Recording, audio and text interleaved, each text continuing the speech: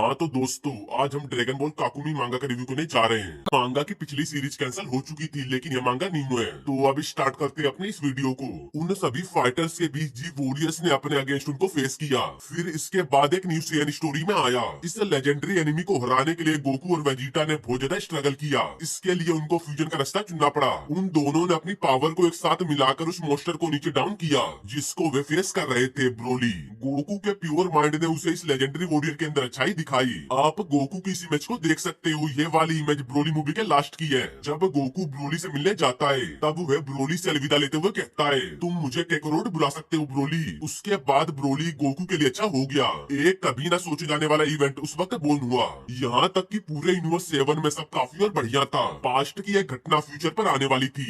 एक खतरनाक एक्शन का रिजल्ट आने वाले इवेंट को बहुत बड़े पैमाने पर प्रभावित करेगा। यूनिवर्स 6 प्लेनेट सडाला पर कोलीफ्ला चांपा से कहती है, लॉर्ड चांपा मुझे कुछ सीक्रेट टेक्निक सिखाओ। अपने मील को लेते लेते चांपा अचानक से कुछ अजीब सा फील करके एकदम शॉक से हो जाते हैं कि वे क्या है। कुछ प्लेनेट तो ब्लास्ट नहीं हो रहे। तभी प्लेनेट सडाला पूरा हिलना स्टार्ट कर देता है। कोलीफ्ला प्लेनेट को इतना ज्यादा सेक करता देख कहती है, एक भूकंप। उसके पीछे खड़ी कैल का जैसा बिहेवियर था वैसे ही वह इस वक्त खड़ी थी, एकदम शांत। फिर कोलीफ्ला हंसकर दोबारा कहती है, तो क्या ये उन टेक्निक्स में से एक है जो आप आज मुझे सिखाओगे? प्लेनेट इस वक्त भी सेक कर रहा था, हिलना बंद नहीं हुआ था। फिर चांपा इसे फील करके कहते हैं, बीरस इस यूनिवर्स में क्यों है? वडास भी कहती है, अजीब है। चांपा के मुंह से इस बात को सुनकर कोलीफ्लाई बोल होती हुई कहती है, हमारा रिवेंज हमारे नजदीक आ रहा है केल। गोकू बस तुम थोड़ा सा रुको। चांपा कोलीफ्लाई को देखकर कंफ्यूज हो जाते हैं कि इसको क्या हो गया। तब हम देखते हैं यूनिवर्स 11 के बेलमोड प्लेनेट को, जहाँ पर हमें टोपो और बेलमोड दिखते हैं। ये दोनों किसी चीज पर फोकस कर रहे थे, हो सकता है कोई गेम हो। इस चीज को प्ले करते करते वे दोनों भी गोकू की एनर्जी को फील करके बिल्कुल शॉक हो जाते हैं। उनका प्लेनेट भी प्लेनेट सडाला की तरह हिलना स्टार्ट कर देता है।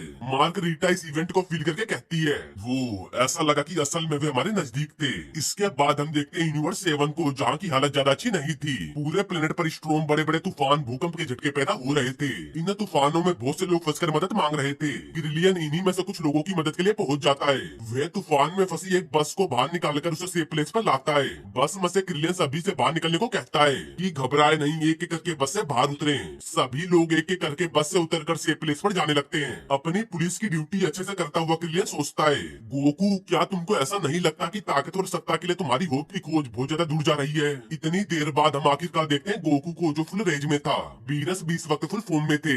वे इस फाइट को लेकर बहुत ज्यादा खुश थे। बीरस, प्लेनेट, एंजल, विश और ओरेकल फिश भी गोकू और बीरस की फाइट के रिजल्ट को देखना चाहते थे। तभी विश की स्टिक में कोल का सिग्नल आता है, जिसे विश देखता है। विश को याद करने वाला सुप्रीम काय था, उसके बगल में ओल्ड काय भी खड़े थे। विश को देखकर सुप्रीम काय कहते हैं, हेलो सर विश, मुझे मेरी गलती के लिए खेद है, लेकिन पूरा यूनिवर्स सेक हो रहा है। इसके अलावा मुझे लगता है कि सन गोकू और लॉर्ड बीरस की ओरा और ज्यादा बढ़ रही है। क्या मैं इसके बारे में एक्सप्लेनेशन पूछ सकता हूँ कि करंट में वहाँ क्या हो रहा है? फिर विश कहता है, क्या हो रहा है डियर सिन, ये गोकू की ट्रेनिंग का असर है। इस दौरान गोकू अपनी पावर को बढ़ाकर सुपर सैयन ब्लू में इवॉल्व होकर अपनी इस पावर को फील करता है। देखने में तो सुपर सैयन ब्लू ही लग रहा है, सुपर सैयन गोड नहीं। उसी वक्त हम देखते हैं बीरस की फिंगर को, जो कि है की अटैक गोकू पर करने के लिए रेडी थी। अटैक के तैयार होते ही बीरस गोकू पर की अटैक कर देते हैं। उस की अटैक से गोकू अपने आप को बहुत आसानी से बचाता है। की अटैक गोकू के बगल से गुजरता हुआ एक प्लेनेट से टकराकर प्लेनेट को डिस्ट्रॉय कर देता है। बीरस के बगल से भी एक एनर्जी की गुजरती है, जो कि गोकू ने किया था। बीरस भी गोकू के अटैक से हंसते हंसते बहुत प्यार से बचते हैं। गोकू का अटैक भी एक प्लेनेट को बीच में से छील देता है। इसके बाद दोनों एक दूसरे के पास पहुंचकर कंटिन्यू एक दूसरे पर किक और पंच से अटैक करने लगते हैं। बीच बीच में ये दोनों इन्हीं अटैक्स में की अटैक भी कर रहे थे। दोनों एक दूसरे के की अटैक से बचते हैं। इतने सारे की अटैक से अगल बगल के छोटे छोटे स्टार्स बस डिस्ट्रॉय हो रहे थे। इन्हीं अटैक्स के बीच में गोकू बीरस पर पंच से अटैक करता है, जिसे बीरस डोज करके एक बैग गोकू के पीछे पहुंचकर उसकी गर्दन पर पीछे से किक काटे करते हैं, जो सीधा गोकू की गुद्दी से टकराता है। बीरस की इस किक से गोकू के मुंह से चीख के साथ खून भी बाहर आ जाता है। अपने अटैक को करते हुए बीरस मुस्कुरा रहे थे। वे अभी भी अपनी किक के जरिए गोकू को पुश कर रहे थे, लेकिन खून निकलने के बावजूद भी गोकू हार मानने वाला नहीं था। वह बीरस को इसका जवाब देने के लिए कंटिन्यू की अटैक करना स्टार्ट कर देता है। गोकू के इन सभी की अटैक्स को चकमा देने के लिए बीरस इधर से उधर भागने लगते हैं। फिर वह भी अपनी फिंगर से एक अजीब टाइप का की अटैक क्रिएट करने लगते हैं। देखने में ऐसा लग रहा था कि एक एनर्जी चादर में कुछ एनर्जी बॉल इकट्ठा हुए हैं। यह मुझे देखने पर लग रहा था। उस की अटैक को क्रिएट करके बीरस उसे गोकू की तरफ फंसकर फेंकते हैं। एक तरफ से गोकू कंटिन्यू की अटैक कर रहा था, दूसरी तरफ से बीरस भी इसका जवाब देने के लिए की अटैक कर रहे थे। बीरस के इन अटैक्स को गोकू अब बहुत मुश्किल से हैंडल कर रहा था। कुछ देर कोशिश करने के बाद और इतने सारे की अटैक्स आपस में टकराने के कारण एक बहुत बड़ा ब्लास्ट होता है। यह ब्लास्ट बिल्कुल गोकू के नजदीक हुआ था। इसका मतलब बीरस के की अटैक गोकू के लिए बहुत हार्ड थे। ब्लास्ट के धुएं कटने के बाद हम देखते हैं गोकू को, जो कि इस वक्त अच्छे मूड में नहीं था। वह अब बीरस को सबक सिखाने का फैसला कर चुका था। बीरस पर अटैक करने के लिए गोकू लाइटनिंग से भी तेज अपनी जगह से गायब हो जाता है। गोकू की स्पीड को देखकर बीरस एकदम शॉक हो जाते हैं कि वह कहाँ गया। बीरस गोकू को फील करे इससे पहले ही गोकू बीरस के पीछे पहुंच चुका था। बीरस अभी भी गोकू को ढूंढ रहे थे। इस मौके का फायदा उठाकर गोकू बिना वक्त गवाए की अटैक बीरस पर कर देता है, जो सीधा बीरस से जाके टकराता है। गोकू का यह अटैक बहुत ज्यादा पावरफुल था। अटैक की चपेट में आने वाली सभी चीजें डिस्ट्रॉय होने लगती हैं। आप इस इमेज को देख सकते हैं कि अगल बगल के मीटियोर अटैक की चपेट में आने के कारण कैसे डिस्ट्रॉय हो रहे थे। इन्हीं तबाही में हम देखते हैं बीरस को भी, जिनको देखकर लगता है कि इन्हें काफी ज्यादा डैमेज पहुंचा है। बीरस के मुंह से खून भी निकल रहा था। वह बहुत रफ्तार में एक प्लेनेट पर गिर रहे थे। नीचे गिरते हुए बीरस उस प्लेनेट से टकराते हैं, जिसके कारण प्लेनेट आधा उड़ जाता है। अपने अटैक को करने के बाद गोकू थोड़ा शांत सा था कि लगता है इनको कुछ फर्क तो पड़ा है। तभी अचानक से बीरस का हाथ गोकू के पूरे फेस को पकड़ लेता है। गोकू की एक आंख ही बस बीरस को देख पा रही थी कि बीरस उस पर अटैक करने के लिए रेडी है।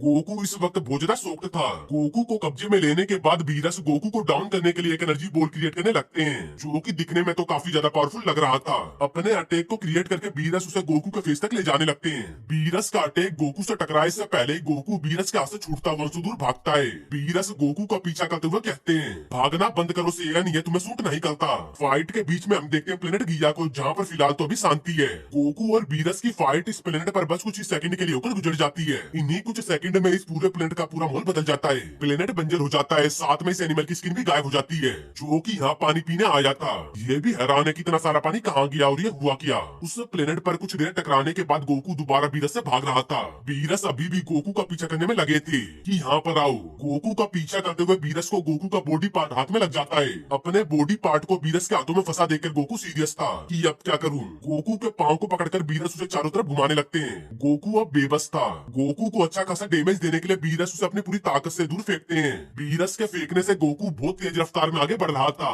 वह अपने आगे आने वाले सभी मीटियोर्स और छोटे छोटे स्टार से टकराता हुआ गुजर रहा था। जहाँ जहाँ से वह टकराकर गुजर रहा था, उस जगह का नामो निशान पूरी तरह से मिट रहा था। बहुत सी चीजों से टकराने के बाद गोकू आखिरकार एक प्लेनेट के नजदीक बेकाबू तरीके से पहुंचने लगता है। प्लेनेट टको टको इस प्लेनेट पर जीवन था। काफी ज्यादा क्रिएचर इस प्लेनेट पर दिख रहे थे। उनमें से एक गोकू को आसमान से आता देखता है। गोकू उस प्लेनेट में एंटर होते ही जमीन से टकराता है। उसके टकराते ही पूरा इलाका डिस्ट्रॉय हो जाता है। गोकू को इससे बहुत ज्यादा डैमेज पहुंचा था। जहाँ पर गोकू टकराया था वहाँ पर एक बहुत बड़ा गड्ढा बन गया था। उसकी हालत पूरी बेहोशी जैसी थी। उस प्लेनेट में रहने वाला एक बच्चा गोकू को गड्ढे में देखता है। इस दौरान बीरस गोकू के साथ पूरे प्लेनेट के ऊपर भी एनर्जी की अटैक करने के लिए रेडी थे। वे एक बहुत बड़ा एनर्जी बॉल क्रिएट करके प्लेनेट के नजदीक खड़े थे। तो दोस्तों, मैं इस चैप्टर का एंड इधर ही करता हूँ। जितनी जल्दी हो सके मैं इसके नेक्स्ट चैप्टर को अपलोड करने की कोशिश करूंगा।